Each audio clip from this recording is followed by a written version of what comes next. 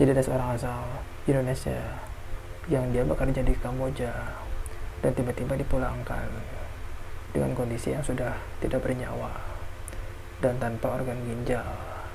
Seperti apa kejadiannya? Oke, Survival dikupas di Krimcast. Kamboja, negara yang dikenal sebagai skemar ataupun penipu yang tinggi. Di negara ini juga dikenal dengan judi ataupun judi online. Nah, gak hanya itu saja, ada kasus yang lebih mengerikannya lagi, yaitu kasus TPPO alias tindak pidana perdagangan orang. Otak yang juga bertindak sebagai koordinator sindikat jual beli ginjal jaringan Soleh internasional Darmawan yang berumur 24 tahun, asal Kota Bekasi, lulusan Akademi Pariwisata Indonesia, jurusan chef. Nah, dia sempat ditawari dan juga sempat ikut dalam tawaran tersebut untuk bekerja di luar negeri. Sally dan adiknya itu merupakan perekrut TPPO di Indonesia yang pada saat itu si Soleh itu belum mengetahuinya, dan Sally pun bertugas sebagai mengurus dokumen seperti visa dan paspor untuk keberangkatan Soleh. Jadi berawal saat Soleh itu ditawari sebagai chef di salah satu hotel di Thailand. Nah, akhirnya Soleh pun tertarik lah, karena memang sesuai dengan passionnya.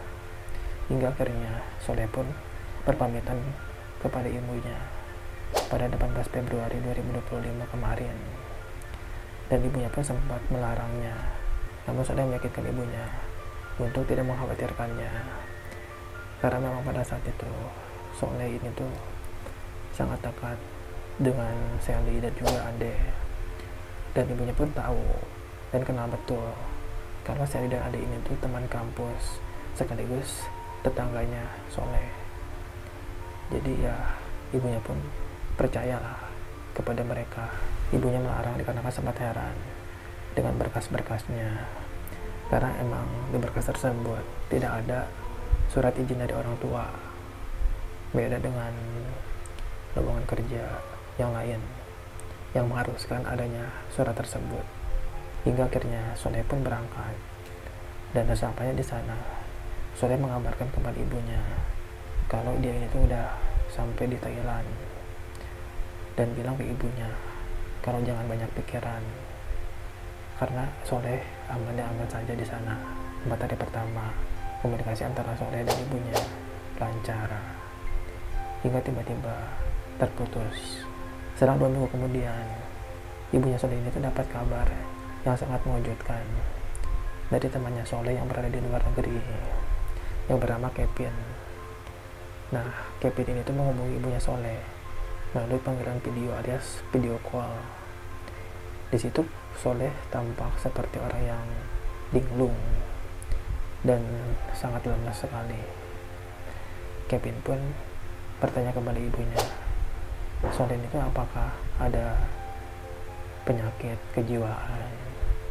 Namun pada saat itu ibunya Soleh membantah, karena emang Soleh ini tuh berangkat, dan juga pada saat di Indonesia pun dia ini tuh tidak memiliki riwayat penyakit kejiwaan, dan pada saat berangkat pun sehat-sehat saja. Dalam video call tersebut kondisi Soleh sangat-sangat memprihatinkan. Dia terlihat lemas, duduk terkulai di atas tempat tidur. Ibunya pun sempat coba memanggil Soleh di dalam video tersebut, tapi Soleh ini tuh tidak menggubrisnya. Aneh banget kan? Dan ada fakta mengejutkan kalau ternyata Soleh ini tuh dikabarkan bukan kerja di Thailand sebagai chef, melainkan di sebuah situs judi online di Kamboja. Keesokan harinya Soleh dikabarkan meninggal dunia, dan ibunya ini pun meminta jenazah Soleh agar dipulangkan. Nah, perlu waktu 2 minggu hingga akhirnya jenazah tiba di Indonesia, tepatnya pada 15 Maret 2025. Saat jenazah tiba di Indonesia, keluarga Soleh itu syok karena terdapat bekas jahitan tepat di bagian pinggang, dan Soleh ini tuh dilaporkan kalau ditemukan tanpa organ ginjal. Namun pihak keluarganya bisa pasrah, dan kematian Soleh Darmawan ini menjadi perhatian publik, dan pihak keluarga meminta untuk pihak berwenang menyelidiki kasus Soleh ini. Dimulai dari Soleh ini tuh diberangkatkan ke luar negeri hingga akhirnya dikabarkan meninggal dunia.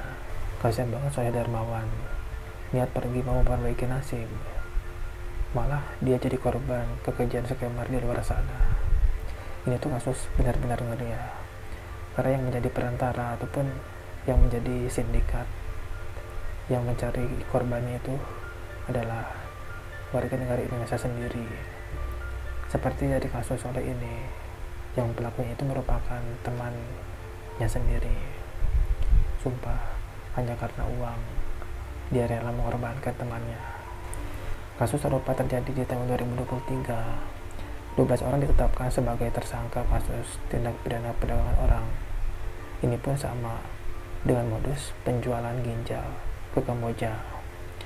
Dengan satu dari 12 tersangka tersebut merupakan oknum anggota polisi. Nah, 9 orang tersangka lainnya merupakan sindikat dalam negeri yang bertugas merekrut, menampung, mengurus perjalanan korban sampai ke sana. Dan sindikat di luar negeri pun ada 1 orang tersangka, dan juga ada oknum anggota imigrasi juga, dan oknum anggota polisi tersebut yaitu Aibda M. Dalam kasus tersebut petugas menghalang-halangi proses penyidikan perkara penjualan ginjal jaringan internasional. Dia juga menyuruh pelaku untuk membuang handphone dan berpindah-pindah tempat agar tidak ditangkap. Waduh, benar-benar mengerikan ya. Gue gak bisa ngebayangin jadi korban yang ginjalnya tuh diambil secara paksa, dan juga para sindikatnya pun sesama orang Indonesia juga ternyata. Dan kasus ini tuh harus banget diusut untuk mencegah kejadian serupa terjadi kembali. Dan buat kalian, hati-hati kalau misalkan nyari kerja di luar negeri, pastikan yang resmi-resmi saja, dan pastikan secara detail untuk menghindari kejadian seperti ini.